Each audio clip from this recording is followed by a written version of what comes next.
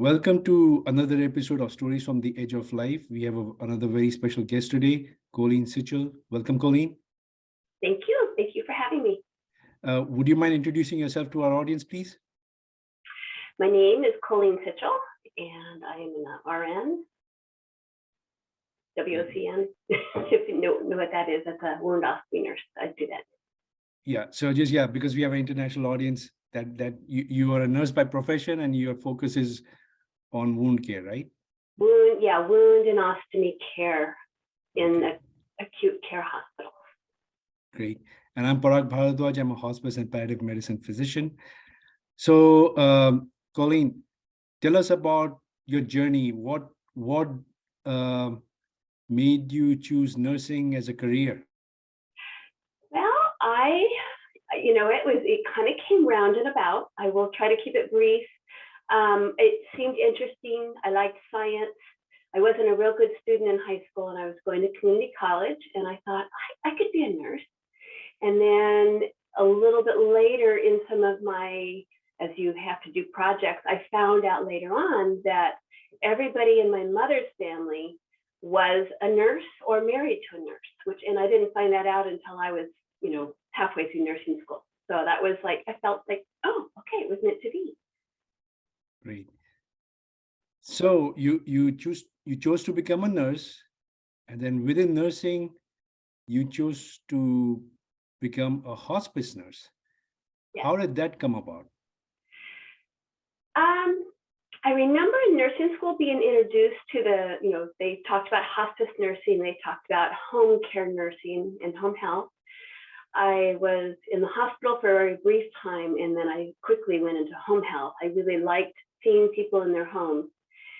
And they had a introduction kind of for the community at San Diego Hospice when I was working for another agency. And I went to this introduction, and it just always was like, I felt like it was right for me. And about a year and a half later, I started working in hospice. I was always very drawn to the concept of hospice, of helping, just helping people, as they're saying goodbye and being with them. Right. So as a young nurse into the field, how was your transition? For me, it felt very natural. I remember it was, it just, when something's right, you just keep going forward, and you just know it's the right thing. And I remember being with someone the first time they died. When I was with someone when they died in the hospital, it didn't frighten me. I think I felt sad that they were in the hospital, and I had to call the family members who weren't there, and it didn't feel like that was right. But then in the home, I got to be there, and I got to be there with the family, and I was learning what the stages are as the patient was declining and passing. I was learning as they were experiencing this, but it just felt like it was a very, very spiritual, very I don't want to say magical, but it was just something felt right for me in my my journey of wanting to be a good nurse and trying to help people. I'm trying to find my way. I think I wasn't sure where I belonged in nursing, and this felt very natural. So it seems like a quite of a challenging role, right?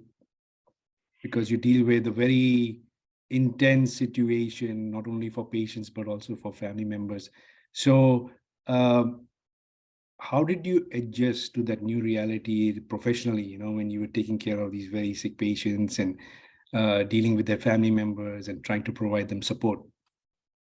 Well, I remember when I had my interview with San Diego Hospice, they said, how do you feel when someone dies? And I said, I don't feel bad when someone dies. I feel very bad for the family, because they're the ones who are hurting. The person who's died is no longer suffering.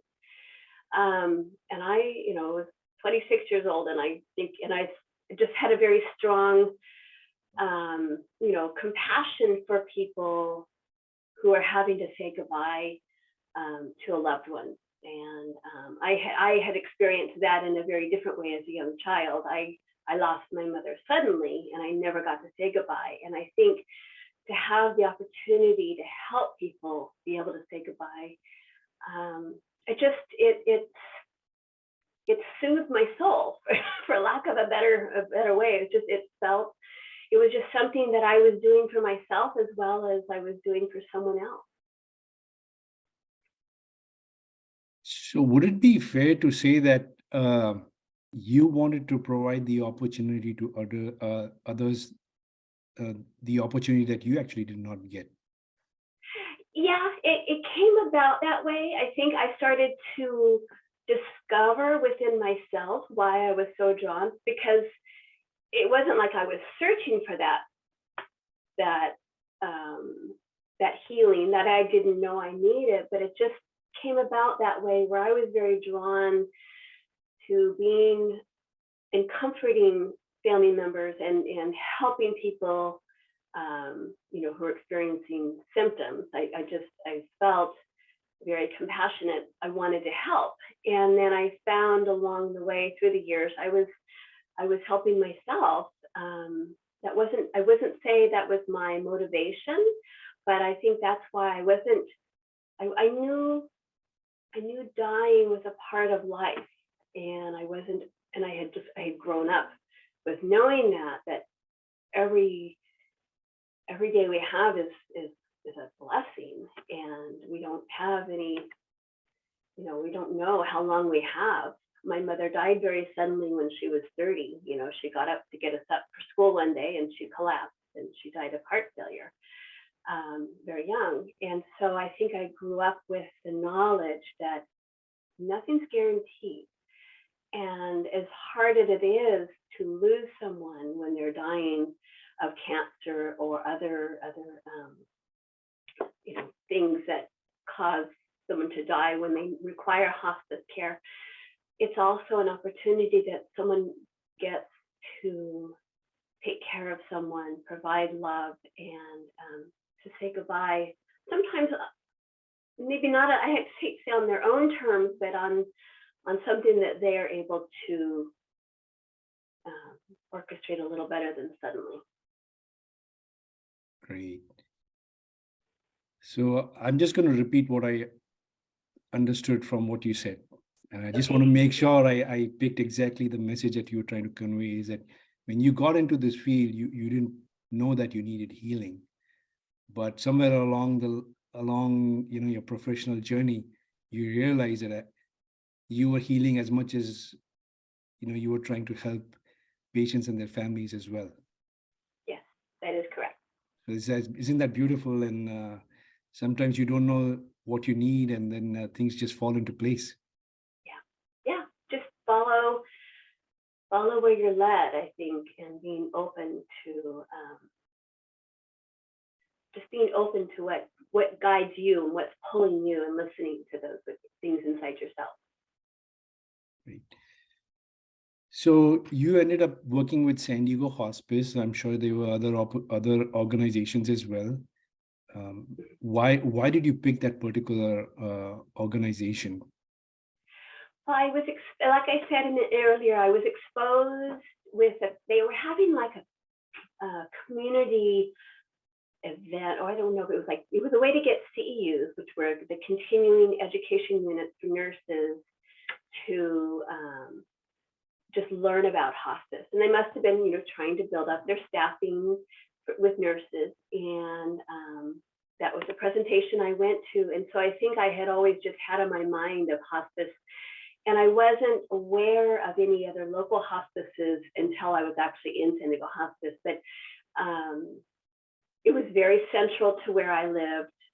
And they had a big presence. And I think, and then also, they had the inpatient care center, and the agency that I was working for, what they called ET nurse, which was an intrastomal therapist, that was the name then, which is what I am now, a WOCN, is former ET, she would, we had a contract, so she would go over to San Diego Hospice and help with patients who had complicated wounds or ostomies or other things.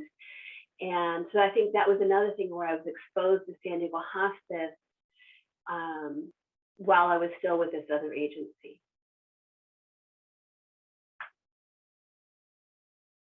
So you picked a career that I would think most young professionals would probably not pick as their first choice, right? And you went into this field, and then within hospice, when you started off, you chose to work the night shift. I did. Right? I worked the night shift. I did 3 12-hour shifts from 8 at night to 8 in the morning. I would help out sometimes during the day, but primarily I did the night shift, and it fit me emotionally. I was a very shy person when I was younger, and so I could very quietly go about, driving through the night, and also I had 3 young children. When I first started San Diego Hospice, I had one child. And then it just was very, I don't want to say convenient, because I did lose some sleep there, but it worked well to be able to stay home during the day and rely less on childcare. And when they took naps, I took naps, and my husband was home when they were sleeping. And so that was one thing that influenced the nights, but I just felt nights really fit well with my personality. I found that I was, at night, I would solve a problem, I would be there, and it felt very intimate moments, and then I would leave. I would drive anywhere in the county, throughout the county. I would sleep with a beeper by my bed. My beeper would go off, and I could go anywhere in the county. Some nights I would do 200 miles. I would see 5 people throughout the county. And it just was something that it worked for me. And I did that 16 years. The reason why I brought that up is because during the nighttime you have a lot less support, right? True. Yeah. So you can't reach out to as many people as you can during the daytime. That's true. Yeah. Right. So tell us about you just explain to our audience, when you were a night nurse, you would pretty much, from what I remember, you would get called for emergency situations. Yes. Right. And so what would be the typical calls that you would get? There was 3 main reasons we would go out. We would be symptoms out of control, and that could be pain, it could be breathing, it could be a patient having anxiety. That was the primary reason. Or it could be a patient had died or was very close to dying, was imminent, and they wanted a nurse to be there. And then the other reason, which is what really kind of drew me into hospice, is sometimes they were just TLC visits. We called them TLC visits. There was not any particular symptom. It was just the family having a really hard time. And in the middle of the night, we all know that when you're having a hard time, those nights can be very, very long. And I loved the TLC visits. We just got to go out. We just got to listen to families share their grief, their worries, and you felt very privileged to be able to listen. You had the time to listen, and that was one of the things I wanted in nursing, is to be able to take the time with patients and their families. And when I found myself originally on the floor in a hospital, I didn't get that. And so with hospice at night, and of course, if there was a symptom out of control, they would pull me out and I would go do that. But I loved those TLC visits, because you just sat and you comforted families, you comforted a patient, and you felt you felt honored that you were the one that got to be there during this very intimate moment. So did you notice that they would reveal or basically bear open their hearts to you? They did. They did. You heard stories. You heard stories of their life, of their grief, of sometimes broken families, sometimes where it brought the family together, where all of a sudden the family member that had been missing for so many years showed up at the bedside, and then you heard, it felt like you were witnessing miracles. Just there were so many different intimate moments that I felt I had a very unique moment with this person that they just needed to share this. Right. Now, part of why they were able to share these emotions and insights with you because they were physically comfortable, right? And I think, Yeah. and when I was training at San Diego Hospice, that was a very unique institution in terms of making sure patients are comfortable, trying different things that typically we as physicians didn't learn to use to manage symptoms.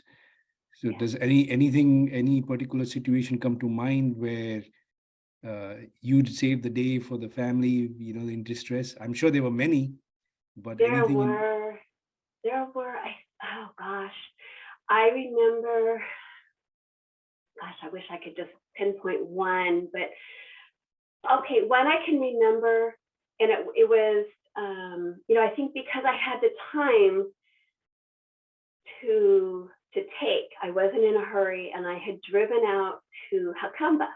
I had driven out to Hakamba, which, if you're in San Diego, Hakamba is a good, 45 minutes towards the east in the desert. And they're like, okay, and then turn left at this mailbox. And I instead turned right, and then I was on a dirt road out in the middle of Hakamba, which had no street lights. and so, but anyways, I remember taking the time and having the patient that was in pain, and then taking the time to figure out what was going on. And then I'm sorry, I'm not relating this story very well. But just taking the time, I didn't feel rushed. I didn't have an agenda. I didn't have to get anywhere else. And I think that was the beauty of what I liked at night. I wasn't I didn't have to get anywhere else.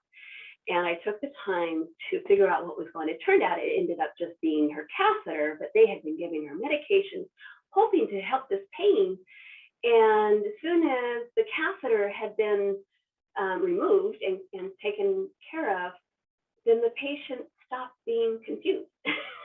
And because she couldn't articulate why she was in pain. So and I think this may not be speaking to your reference of what we did for pain management, because that was another big part with of making sure the patients were comfortable, and sometimes thinking outside of the box of what else could be going on, what is the bigger picture. And like you said, we didn't have a lot of support. We had our triage nurse, and we had the doctors who were on call. So those were our two resources when we were trying to help solve whatever was symptom going on with pain or anything else.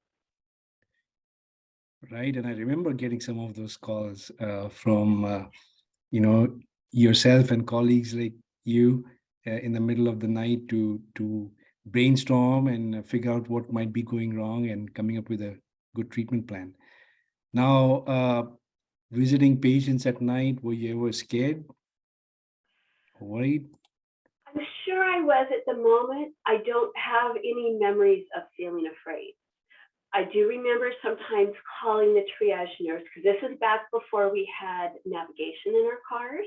We had our Thomas Brothers, book, and we'd have to, we didn't have navigation in our car that would tell us to turn at a certain thing. We had to position our car light, or the lights of our car at the right intersection, hoping you were at the right intersection. And so I do remember sometimes calling the triage nurse and asking the nurse, will you get out your Thomas Brothers? Because I'm in a neighborhood I really don't want to slow down in to look at my Thomas Brothers map. So there were times when I think I was feeling afraid, but I think when I got in my car, I felt like I never felt alone. I always felt, and there were times there also, I remember my husband asking me, call me as soon as you get back in your car. And there was one time that I was going to a rough neighborhood, and they had actually even had a social worker. Sometimes if we were going to really rough neighborhoods, they would actually have the social worker accompany us so that there wasn't one person walking. And this was a neighborhood where it was all gated. And so you had to be outside the gate until someone let you in. And so that neighborhood you were waiting on the outside was not a very safe neighborhood. And my husband was worried, and he said, call me when you get back in the car. And all I remember getting back in the car was probably about 10 o'clock at night. And I just said, I just got transported to Somalia. And it was, I was just amazed. I felt like I had gone into this gated apartment complex, and it was like the first day of summer, and the whole neighborhood was alive with children playing, and they were immigrants, but they were all a community. And it was, and I think that's what I saw when I went into these other neighborhoods, that some people might be afraid, and I just, this is their neighborhood. And even when I was in nursing school, that was one of our things that she had said, when you are coming to a neighborhood that you might be afraid of, they're looking at you as you're going to help them. And so she had kind of cautioned us to not be afraid, not let fear prevent us from going places. And I think I always remember that. And that was probably the when I went to the neighborhood when, the story I just told you was, I think, my best example of just feeling this was amazing. I got to see a community that I would never have known about. I was so thankful. So, Coleen, were you able to take a social worker with you at night?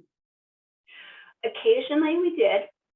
If we, so sometimes they would dispatch two of us at a time, and so we would wait in our car until a social worker got there. And then other times, if the needs of the family or the patient were beyond what a nurse was to provide, we could call our spiritual counselor, and we could call our social workers. And I did that. I did call them frequently, where it was more of like I would be leading, and then they would be entering the home, because the social worker had other, they just needed the expertise of what they had to provide. And sometimes it was a spiritual counselor or the chaplain, which is what some people were looking for, is for spiritual care.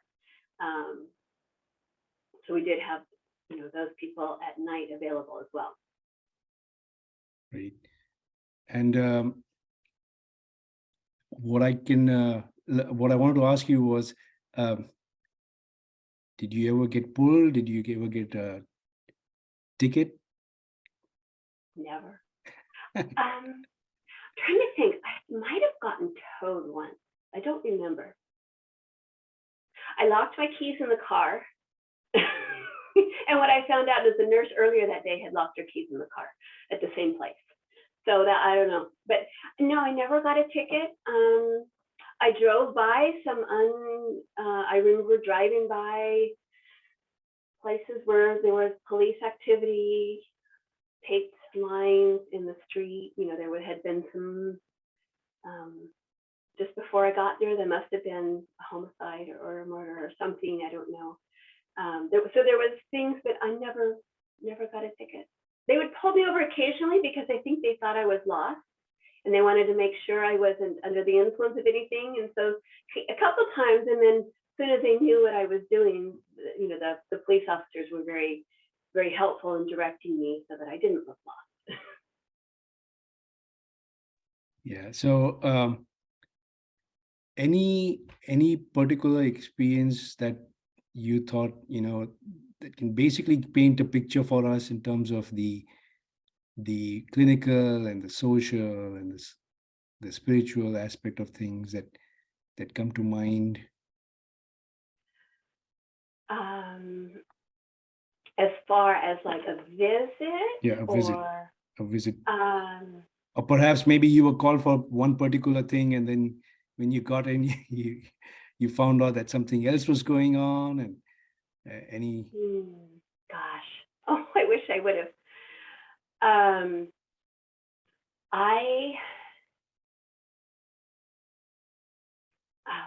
There's so many different things flooding through my memories right now of just different things.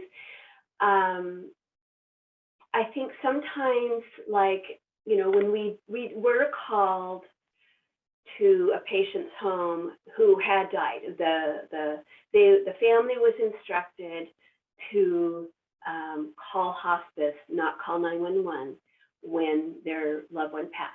And so I would be the one to go out there, and I would listen and confirm that the individual had died. And then we would call, we would definitely try to find out how else can we support the family. And we would call for social worker if they needed help with some of the logistics of figuring out what mortuary, if they hadn't figured out prior, if the social worker hadn't worked out prior, or if there was spiritual needs. And we would call them. And I'm sure there were times where I was called to one thing and then there was another need, but I can't remember any of those specifically. But I know I always felt like we had a team of, the social worker and the spiritual counselor that were on call at night as well. And so they would come out and support the family. For sometimes it was, when the patient had died. Yeah, it seems like you had a lot of support. And then the other thing that struck me when you were talking about your visits was, it seems like your car became your office. Yes, very right? much. That And was it looked just, like it. yeah. Yeah. Well, Now, yeah. thank you. So one last thing before we wind up is San Diego Hospice. What drove nurses to that place? Because it didn't pay the best salary. So what was, because I just wanted to get your perspective, because I've met a lot of people who actually took a sizable pay cut just to work there. Yeah, that's very true. It was a very, very, I won't say tight community, but we were all brought there by the same or similar reasons. I think one of my best memories, and this is just more of a collection of memories, is when we did have, I think we called them our all staff meetings. We always started with our reflection moment.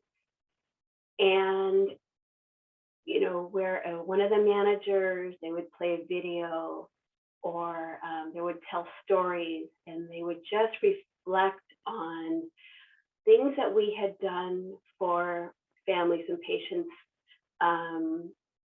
Some of the unique things of, I think one time they brought a horse into the inpatient care center, just addressing individuals' needs. And we all had different things that brought us in there, but the reflection moments to me were, I've tried to recreate that ever since I left. And that was magical because it was just, we all felt brought together. and money wasn't the motivator. You know, sometimes I would be tempted to look for somewhere else, but I thought there's just that wasn't what I was looking for, was to make more money. I loved what I did. It was a very spiritual, you know, thing that, like I said, it satisfied my soul. And you can't put that, money doesn't take care of that. So, and I think that was the general feeling of anybody I spoke with, and it seemed that way when I would go to the all staff meetings, and we would have the reflection moments, and that was what started our meetings. And so we would start our meetings feeling like we were part of something very, very special, something that was, you know, out of this world. It was just very special, and you couldn't recreate that anywhere else. I think that's very well put. Thank you for sharing that, and thank you for all that you've done for your patients over the years, and sure they all felt very lucky to be cared for by you, and yeah, and you continue to do so even today. I think when you've worked with hospice, it's just how you approach people, in health, in how you take care of them.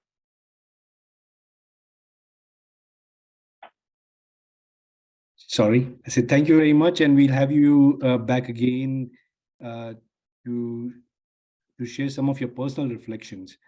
Okay. As you went through your journey working at San Diego Hospice. Thanks a lot.